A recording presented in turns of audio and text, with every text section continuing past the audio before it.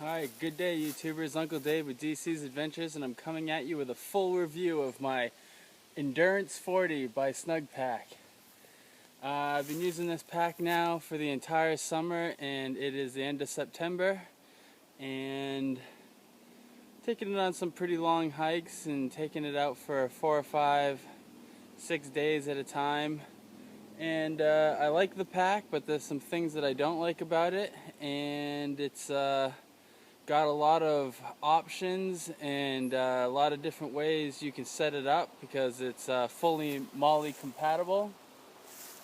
I'm going to do a 360 here so you can see how the pack sits and how it rides, because that's a pretty big part of what I like about this pack. It has sternum straps here that are adjustable, so you can put them in different places depending on what you like here. And put all your pouches on with the MOLLE, and here's what it looks like here.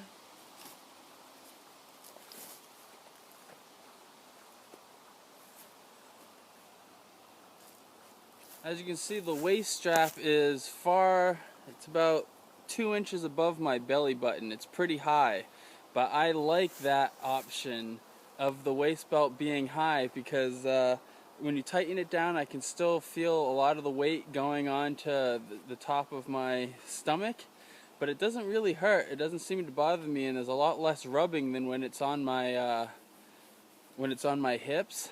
And also, it gives you more carrying options, you know?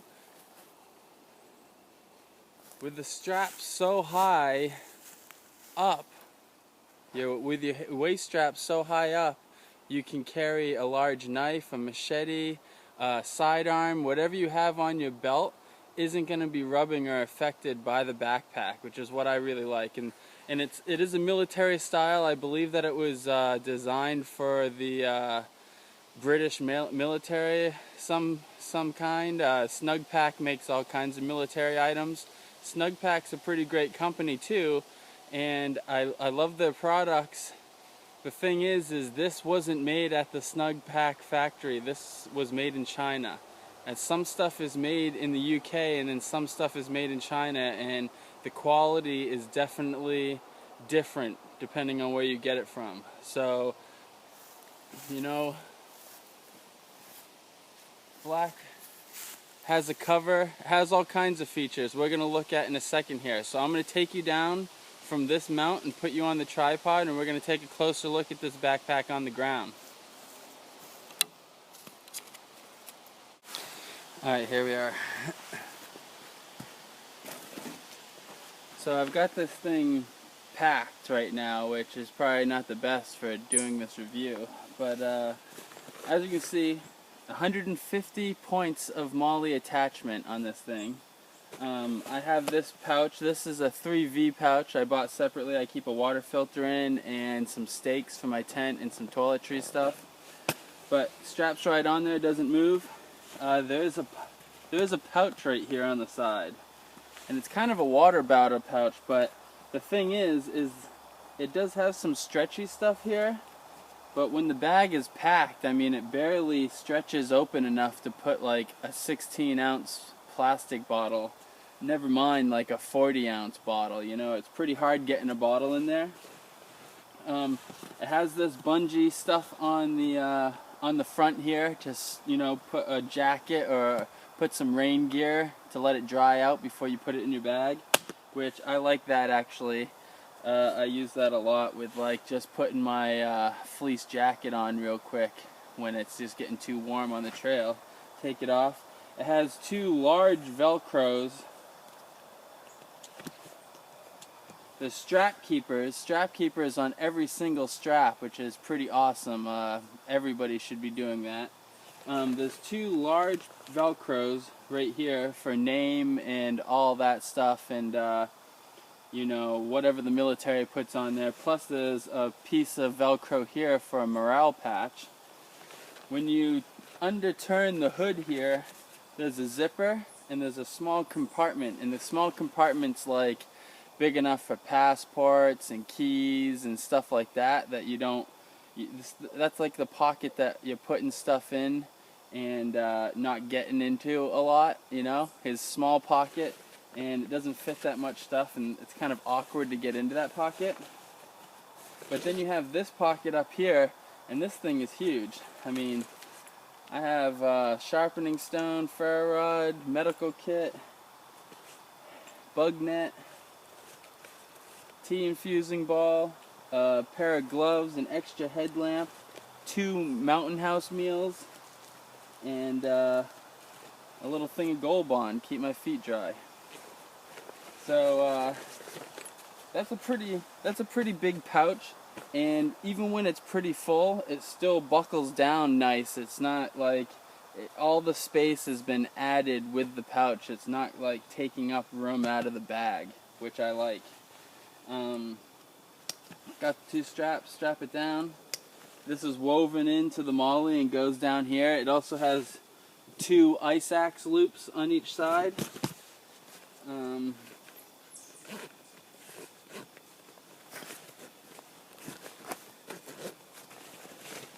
And with the MOLLE system, you can put something like this on. This is completely attached with the MOLLE. It doesn't move around. Well, I guess there's a couple bars that I haven't attached on the bottom, or it would be even stiffer. It would even not move even more. Carabiner, my folding saw. That's what I see these pockets really good for putting stuff like this in. They're really not good for a water bottle. That's why I have the water bottle carrier over the pocket. But I can still put the saw in there. And then when you come to the back, I love these straps. They're really heavily padded and they're really comfortable. These aren't very heavily padded, and it's kind of strange that this strap only goes this far down. That doesn't go further down here. I don't know if you guys can see this. There's no frame in this pack, so this is soft. If you have something hard sticking out, it'll poke you in the back. So you got to think of that. Straps, strap keepers, like I said earlier. A couple loops here for hooking your GPS or whatever. Here is the biggest downfall of this backpack right here, right? Right here, if you can see, get in the light, you can see that right there. This strap, as you wear it, comes undone. It slowly slides through, and then eventually you have a big piece of strap here that's bare, and that starts hurting your shoulder. So I found if this pack is packed at 30 pounds exactly, which is I think fair for this pack and what size it is, that you have to adjust these and tighten them back up every 20 to 30 minutes, which drives me crazy. Plus I've noticed almost every place that takes a load, the threads are starting to come out. That's what I'm talking about like a cheaper made Chinese factory type style, which I'm not really happy with. I bought upholstery thread that's nylon and heavy rated that I'm going to redo all these stitches with, because I like the bag. I just think that the threads and stitching that they used on a lot of these points are not strong enough for the kind of bag it is. When you open the bag here,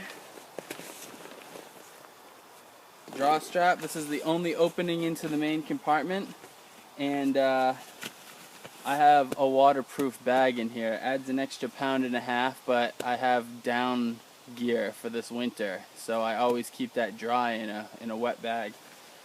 Everything I pretty much have is in here, except for I have a climbing harness at the bottom, and but the bag itself is just a bucket here, and then there's one pocket. There's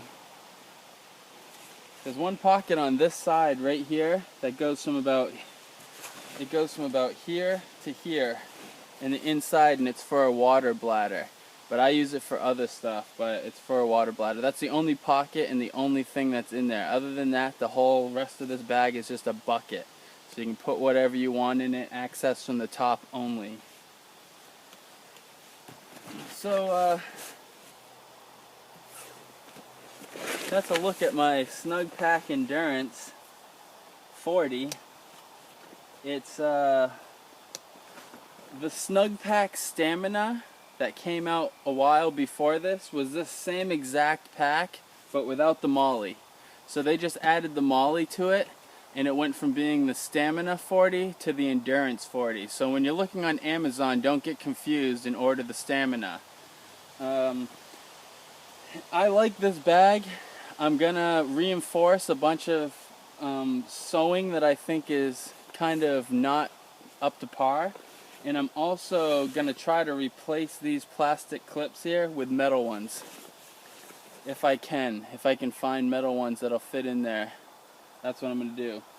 All in all, it's a great bag. It's it weighs 3 pounds even, so it's pretty light, for a lot lighter than the bag that it's replacing. It's replacing a 7-pound expedition bag, and I can fit most of the stuff that I need in this bag. Oh, and let's not forget, at the bottom of this bag, there's places for you to tie a pad on, which I do. I keep a closed cell pad tied onto here.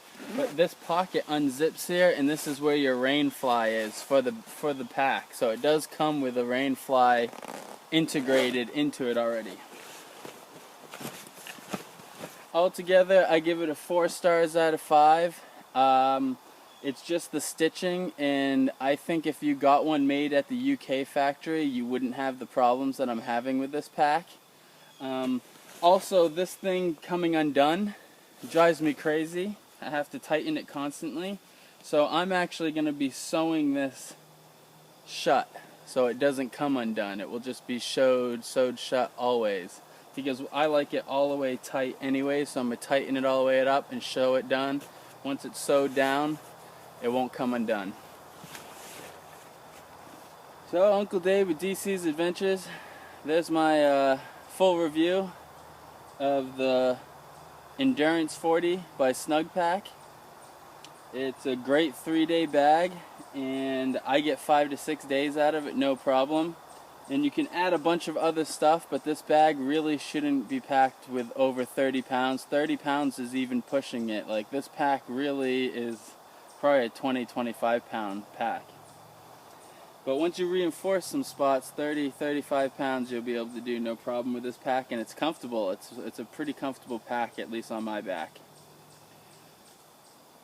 So as always, rate, comment, subscribe, and I'll see you on the next video.